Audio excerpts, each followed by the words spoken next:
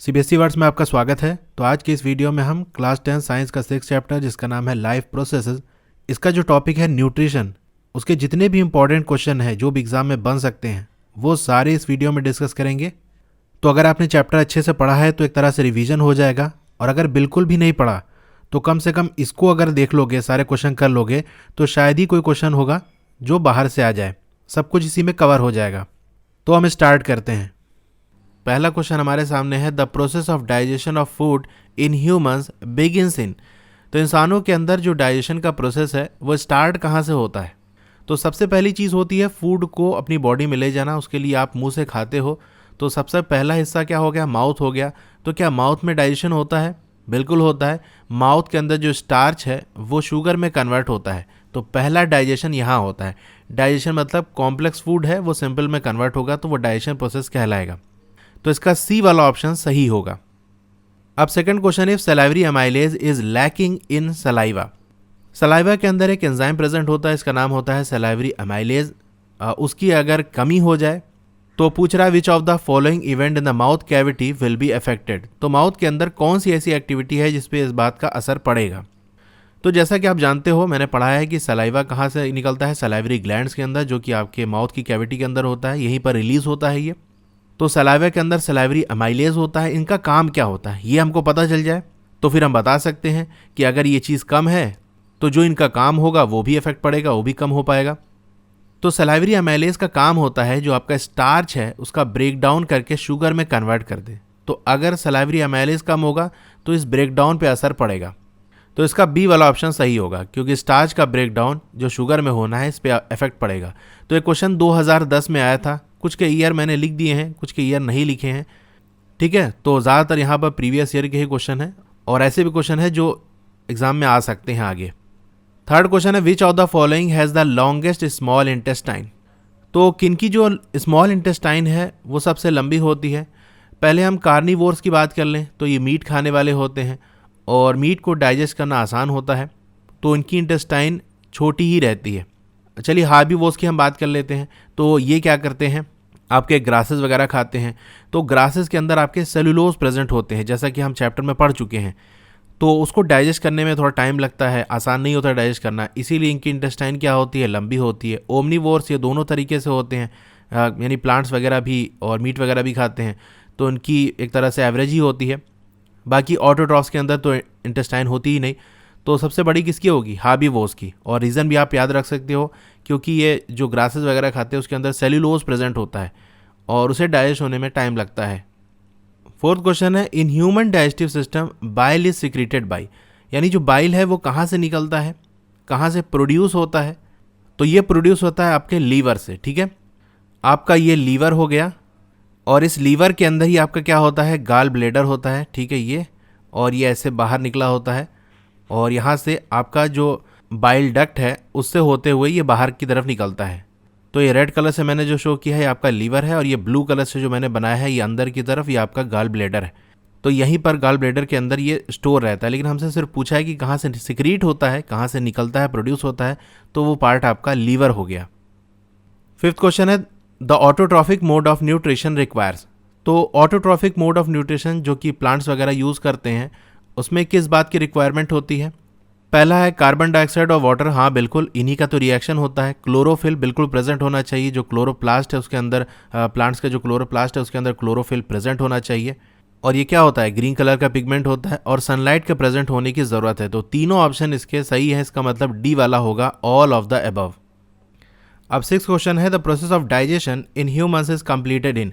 तो ये डाइजेशन वाला प्रोसेस ह्यूमंस के अंदर कंप्लीट कहाँ होता है? तो स्टार्ट तो आपका माउथ से हो जाता है और कंप्लीट हो जाता है स्मॉल इंटेस्टाइन के अंदर।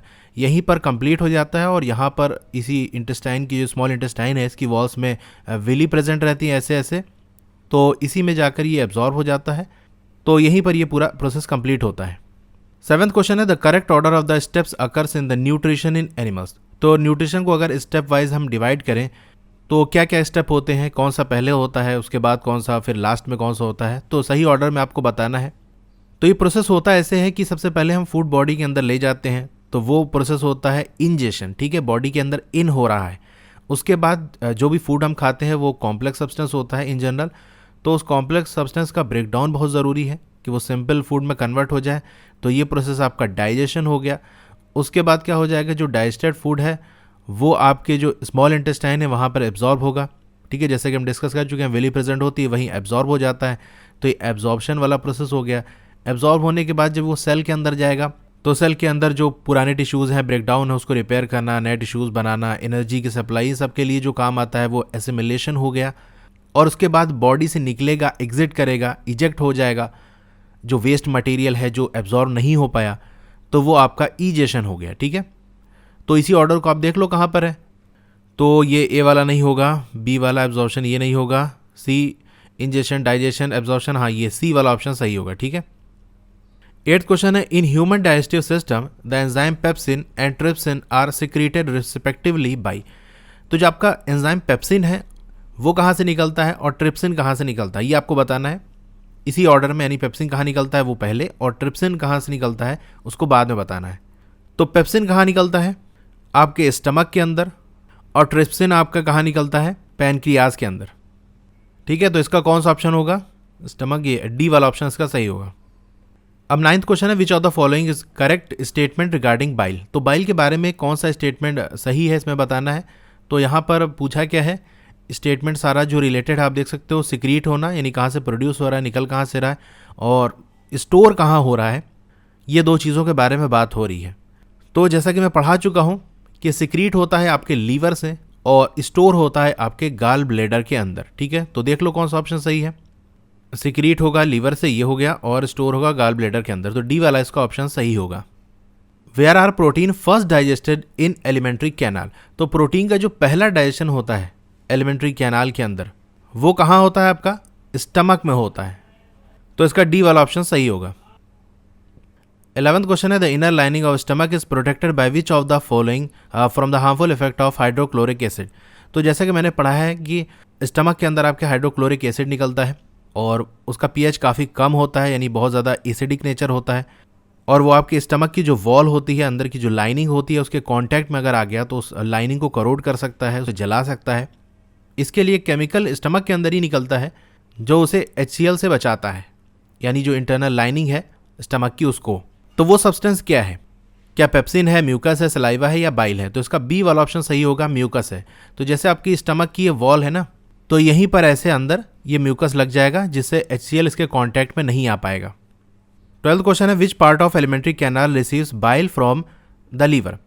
तो लीवर से सिक्रीट होता है ये बाइल, स्टोर होता है आपके गाल ब्लैडर के अंदर। उसके बाद ये बाइल डक्ट से होते हुए किस जगह जाके कनेक्ट होता है, यानी निकल के कहाँ पर ये जाकर रिलीज होगा। तो ये डायग्राम मैंने आपको अभी शो किया था, रेड कलर वाला ये आपका लीवर है, और ये जो ब्लू कलर से है ये आपका गाल ब्लैडर है, और ये नीचे जो ब्लू से आ रहा है ये आपका बाइल डक्ट है। तो यहाँ से जहाँ से स्टमक एंड होता है उसके बाद ये आपका स्मॉल इंटेस्टाइन स्टार्ट हो जाती है। तो यहीं से जो बाइल डक्ट है वो आकर इसे कनेक्ट हो जाता है यहाँ पर जो स्मॉल इंटेस्टाइन है। ठीक है, तो ग्रीन कलर वाला आपका ये स्मॉल इंटेस्टाइन है, और ये जो ब्लू कलर से डक्ट बना हुआ है ये आपका बाइल डक्ट है जो आके यहाँ कनेक्ट हो रहा है। तो यही हमसे क्या पूछा था कि कौन सा पार्ट है एलिमेंट्री कैनाल का जो बाइल को रिसीव करता है, जो कि लीवर से सिक्रीट होकर निकल रहा है। तो रिसीव करने वाला कौन सा पार्ट है, आपका स्मॉल इंटेस्टाइन। तो बी वाला ऑप्शन इसका सही होगा, 2010 में क्वेश्चन आया हुआ है। 13th क्वेश्चन है, which of the following component of our food is digested by an enzyme which is present in saliva as well as in pancreatic juice. तो हमारे फूड का कौन सा कंपोनेंट है जो कि डाइजेस्ट होता है एक एंजाइम जो कि सलाइवा के अंदर प्रेजेंट होता है उसके द्वारा भी, और पैनक्रियाटिक जूस उसके द्वारा भी, यानी वो ऐसा चीज़ है जो कि सलाइवा भी डाइजेस्ट करता है और पैनक्रियाटिक जूस भी उसको डाइजेस्ट करता है। तो सलाइवा किसको डाइजेस्ट करता है, स्टार्च को, और पैनक्रियाटिक जूस किसको डाइजेस्ट करता है, आपको कार्बोहाइड्रेट को। तो स्टार्च भी एक तरह का कार्बोहाइड्रेट ही है, तो इसका डी वाला ऑप्शन सही होगा। अब 14th क्वेश्चन है, which of the following are the correct function of two components of pancreatic juice, trypsin and lipase. तो यहाँ पर आपको बताना है कि कौन से जो ऑप्शन है वो सही बता रहे हैं ट्रिप्सिन और लाइपेज के फंक्शन। तो ट्रिप्सिन का काम क्या होता है, ये आपका क्या करता है, प्रोटीन को डाइजेस्ट करता है स्मॉल इंटेस्टाइन के अंदर। और लाइपेज का काम क्या है, जो आपका इमल्सिफाइड फैट्स हैं, यानी जो बड़े बड़े गोले थे फैट्स के वो पहले स्मॉल ग्लोब्यूल्स में टूटेंगे छोटे, और उसके तो फिर वो इमल्सिफाइड फैट्स बन जाएंगे। इस इमल्सिफाइड फैट को जो इसको डाइजेस्ट करता है, जो इसका ब्रेक डाउन करता है, वही आपका लाइपेज हो गया। ठीक है, तो ये इमल्सिफाइड फैट्स की बात हो रही है यहाँ पर। तो देख सकते हैं किस ऑप्शन में है हमारा, ट्रिप्सिन, प्रोटीन और लाइपेज इमल्सिफाइड फैट। तो ये डी वाला ऑप्शन हमारा सही होगा इसमें। 15th क्वेश्चन है the oxygen liberated during the photosynthesis by the green plants comes from. तो ये जो ऑक्सीजन निकलती है जब फोटोसिंथेसिस प्रोसेस होता है तो आपका क्या होता है, देखो कार्बन डाइऑक्साइड और वाटर रिएक्ट करते हैं और क्या बनाते हैं, आपको कार्बोहाइड्रेट यानी आपका ग्लूकोज बनता है, C6H12O6 बनता है, और आपका ये ऑक्सीजन बनता है और वाटर बनता है। मैं बैलेंस करके नहीं लिख रहा हूँ, मैं सिर्फ बताने के लिए लिख रहा हूँ। तो ये जो आपका ऑक्सीजन बना है ये कहाँ से निकलता है, तो ये देख रहे हो ये जो वाटर है ना, इसी का ब्रेकडाउन होता है और यहाँ से हाइड्रोजन अलग और वाटर अलग। तो ये हाइड्रोजन तो आपका ये कार्बन डाइऑक्साइड ले लेगा और ग्लूकोज का मॉलिक्यूल बना लेगा, और ये ऑक्सीजन अलग हो जाएगा और ऑक्सीजन गैस के फॉर्म में निकल जाएगा। तो इसका बी वाला ऑप्शन सही होगा। ये भी मुझे याद आ रहा है कि एग्जाम में क्वेश्चन आया हुआ है। 16 क्वेश्चन देखते हैं, विच of the following is an incorrect statement. तो इनमें से कौन सा स्टेटमेंट गलत है ये आपको बताना है। तो पहला ऑप्शन है energy is essential for life process. Life process के लिए एनर्जी जरूरी है, बात सही है। Organism grow with time, time के साथ ग्रो करते हैं, हाँ ये भी बात सही है। सी वाला ऑप्शन है movement of molecules does not take place among cells. तो मॉलिक्यूल्स का मूवमेंट नहीं होता सेल में, तो बात ये गलत है भाई, मूवमेंट तो होता है।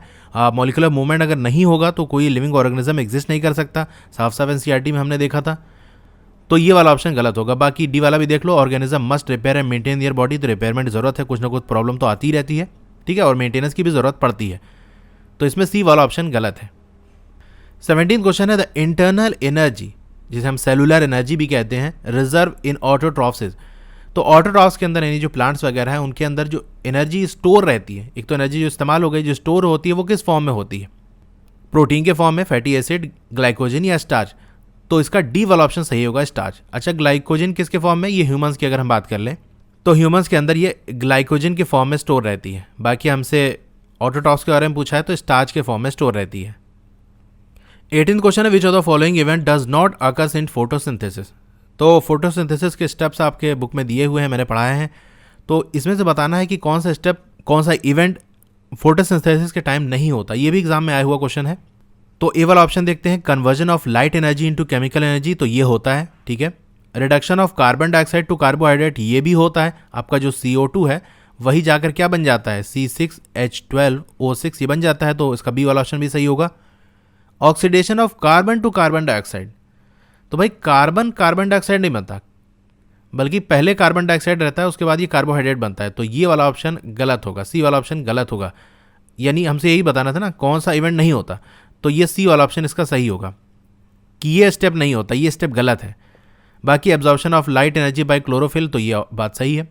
हमको गलती वाला बताना था कौन सा नहीं होता इवेंट। 19 क्वेश्चन है the opening and closing of stomata post depends on. तो आपकी लीफ पे ऐसे छोटे छोटे होल्स होते हैं, ठीक है, इतने छोटे कि आपको ऐसे दिखेंगे भी नहीं, ठीक है, माइक्रोस्कोप से उन्हें देखना पड़ेगा। तो ये जो होल हैं ये ओपन और क्लोज होते हैं, और ओपन और क्लोज को कंट्रोल कौन करता है, ये आपके जो गार्ड सेल्स होते हैं, ठीक है, ये कंट्रोल करते हैं। तो इनके अंदर जब पानी भर जाता है तो ये स्वेल कर जाते हैं, फूल जाते हैं, और ये होल जो है ये ओपन हो जाता है, ठीक है, ये अभी ओपन है। तो इसके अंदर से गैस एक्सचेंज हो सकती है, अंदर जा सकती है, बाहर निकल सकती है।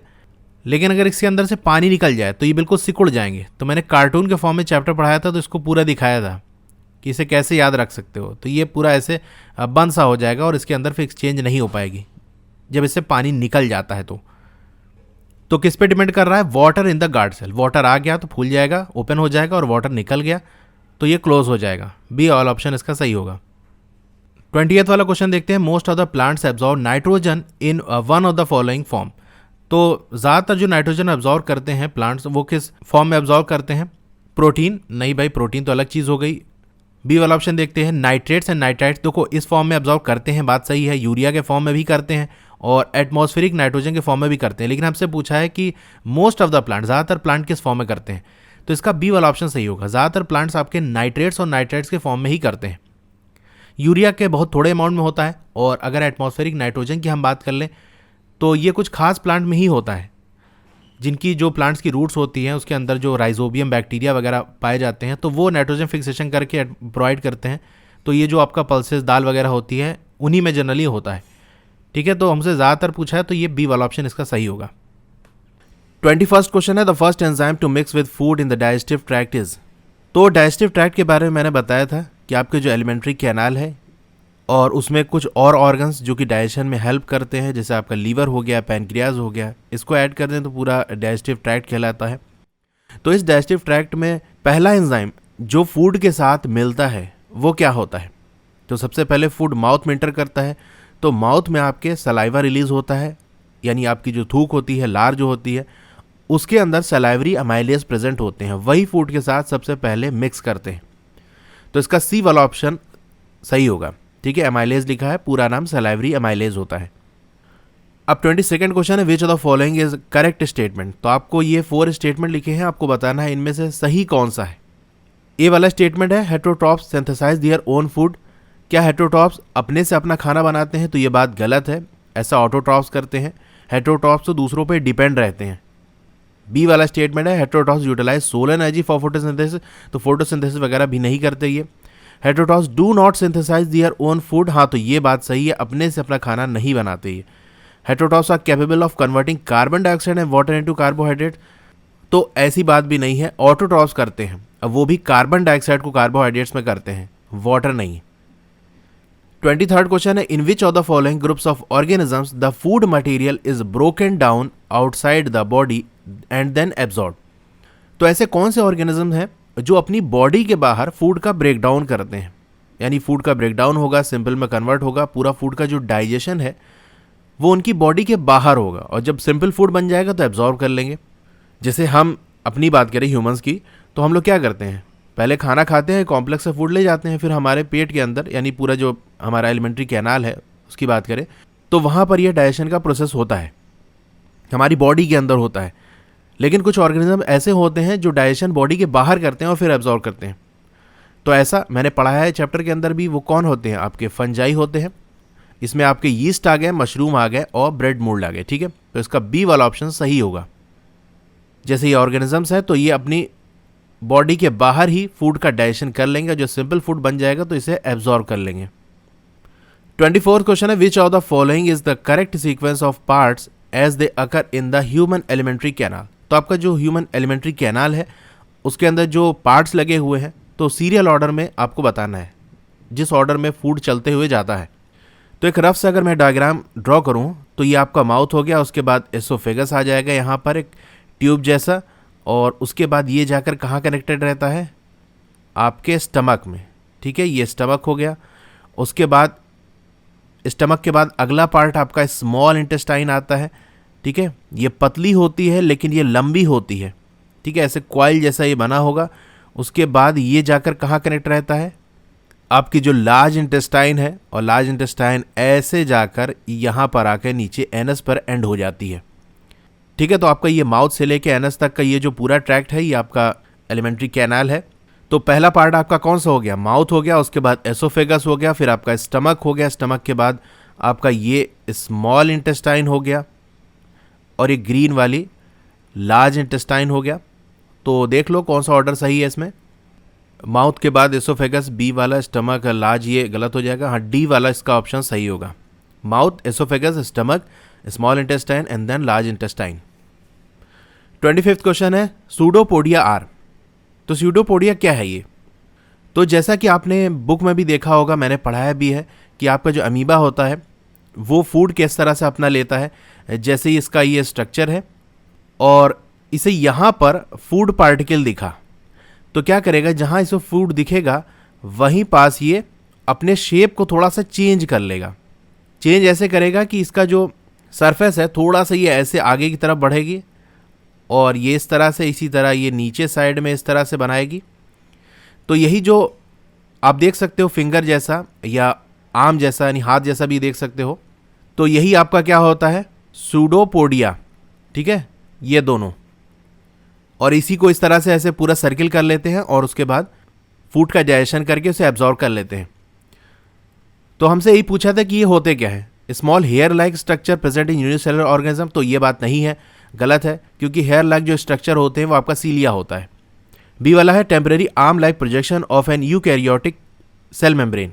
तो हाँ, ये एक आर्म लाइक प्रोजेक्शन है, हाथ जैसा देख रहे हो आप बना रहा है, तो ये आपका सही होगा, बी वाला ऑप्शन सही होगा। सी भी देख लेते हैं, long tube like structure coming out of mouth, तो ट्यूब जैसा स्ट्रक्चर नहीं है, बात गलत है। Suckers which are attach to the wall of intestine, ये भी ऐसा नहीं है, ये भी गलत है, तो इसका बी वाला ऑप्शन सही होगा।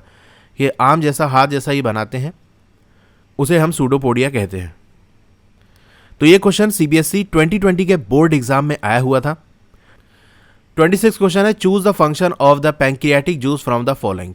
तो पैंक्रियाटिक जूस का क्या फंक्शन है आपको ही बताना है। तो अगर आपके एनसीईआरटी बुक के अकॉर्डिंग हम चलें तो उसमें दो मेंशन है कि पैंक्रियाटिक जूस के अंदर दो एंजाइम्स होते हैं, एक आपका ट्रिप्सिन हो गया, दूसरा आपका लाइपेज हो गया। तो इसके हमको फंक्शन बताने हैं, तो ये दोनों क्या फंक्शन करते हैं ये हमको बताना है, क्योंकि ऑप्शन में भी हमको यही दिया हुआ है, ट्रिप्सिन और लाइपेज। तो ट्रिप्सिन क्या करते हैं, ये तो डाइजेस्ट करते हैं आपका प्रोटीन, और लाइपेज की बात करें तो ये क्या करते हैं, पहले जो फैट के बड़े बड़े गोले होते हैं, लार्ज ग्लोब्यूल्स होते हैं, इसका ब्रेकडाउन होता है छोटे छोटे फैट के पार्टिकल्स में, ठीक है, स्मॉल ग्लोब्यूल्स में। इसी स्मॉल जो पार्टिकल होते हैं इसे हम एमल्सिफाइड फैट्स कहते हैं। तो इस एमल्सिफाइड फैट्स का जो ब्रेकडाउन करते हैं, या डाइजेशन भी कह सकते हो, वो आपका लाइपेज करते हैं।